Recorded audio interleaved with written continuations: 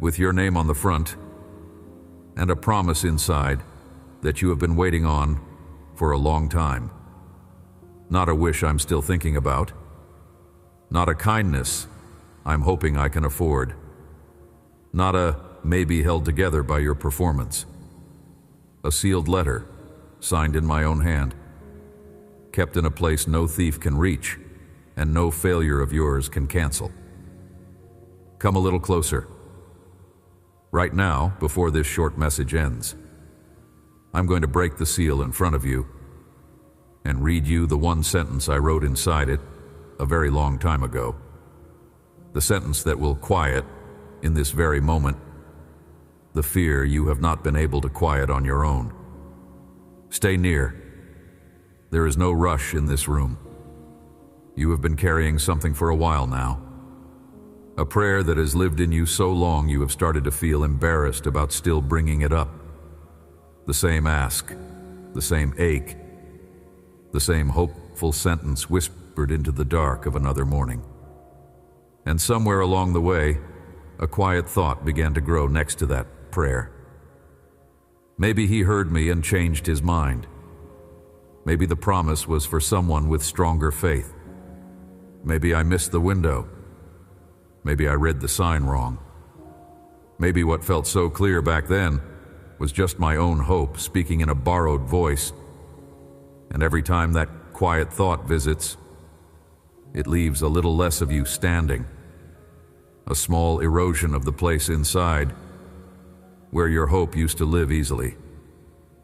I want to tell you that the thought is not the truth. The thought is the residue of every human voice that ever broke an agreement with you. The thought is old water that has nothing to do with what I am actually doing in the underground of your life. But before I tell you what I am doing, hear this. I see exactly where you are sitting in this moment, and I see exactly what it has cost you to keep waiting. I see you. There's a mother praying for a son who walked out of the house years ago and has not come back home. The father waiting on a door to open in his work, in his health, in a relationship he cannot fix on his own. I have been beside him. Somewhere a single one is still believing for a love that was promised in a quiet moment of prayer and has not yet arrived at the table. None of you are hidden from me. Every diagnosis you are waiting to change, every debt you are waiting to lift, every name you are waiting to clear, every child you are waiting on, every season you are waiting to turn, I have been counting with you. The friends stopped asking how the waiting was going because they did not know what to say anymore. Your morning prayer has gotten shorter because saying the same sentence out loud one more time has begun to feel like a kind of grief. I hear every shortened word. I am not annoyed that you are still waiting. I am tender about it. I am not standing at a distance with crossed arms, measuring your patience against some invisible line. I am sitting beside the place you are sitting, looking at the same horizon, watching the same sky, and I am the one who knows what is forming in the part of the sky you cannot see yet. I see something else too. I see the small ways you have tried to protect yourself from this promise, in case it never comes. I see the way you have stopped saying it out loud to anyone, in case the silence eventually proves the doubters right. I see the way you have begun to lower the volume on your own hope, telling yourself a quieter hope hurts less if it never happens. I see the small ceremonies of resignation you have started practicing, the shrug you give now when someone asks how a certain thing is going, the half smile that hides the still burning ask underneath. I am not embarrassed by any of those small protections. They are the bandages of a person who has been wounded by old, broken promises. But I am about to show you something that means you do not have to keep wearing them. You did not come by this doubt all on your own. You learned it the first time someone told you they would be there for you and were not. You learned it the day a person you trusted made a promise out loud and then quietly walked it back when keeping it became inconvenient. You learned it the morning a parent did not call when they said they would, and you sat by the window long enough to understand that promises sometimes evaporate without explanation. You learned it the night a partner told you forever, and then taught you that forever was a smaller word than you had been told. You learned it in places of worship where you were told that my favor would arrive if you gave enough, served enough, performed enough, smiled enough.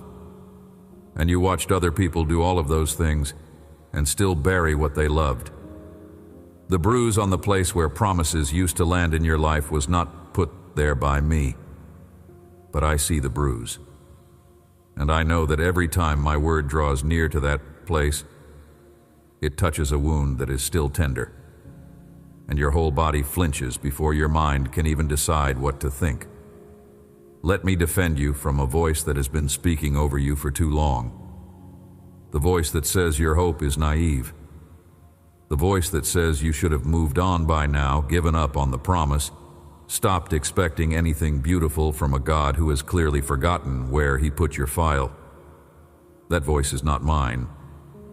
That voice has never been mine. The voice that comes from me does not shame you for the staying. It honors the staying. The staying itself is a kind of altar, and I have been keeping company at that altar with you the entire time. Soften your jaw for one breath. Just the jaw. That small muscle has been clenched around the fear that this promise might not come. Let it down for a moment. Notice how much you have been holding without knowing you were holding it. The hope you have been carrying is not a heavy thing in my hands. It is only heavy in yours because you have been guarding it alone. Hand the guarding back to me for the rest of this short message. I am better at it than you are, and I am not tired. Hear this. What broke you in human promises is not the shape of my promise. They look the same from the outside. Words in the air, a hand on a shoulder, a feeling of certainty. But the inside of my word is built out of something else entirely.